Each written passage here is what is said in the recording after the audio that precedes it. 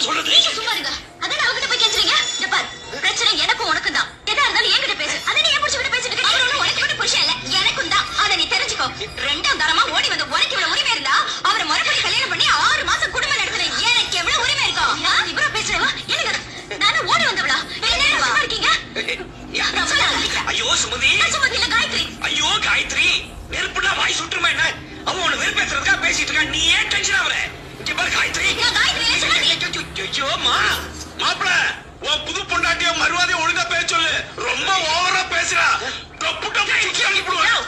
நாங்க என்ன காக்காயா குருவியா நீ டப்பு டப்புன்னு சொல்றதுக்கு? ஐயோ அம்மா கொஞ்சம் சும்மா இருமா. எப்படி சும்மா இருக்கிறது? பொம்பளை பேசிக்கிட்டு இருக்கும்போது இந்த ஆளுமா சொல்றேங்கிறான். ஏற்கனவே வேட்டு சத்தம் கேட்டுதான் உங்க அப்பாவுக்கு ஒரு காது அவுட்டு.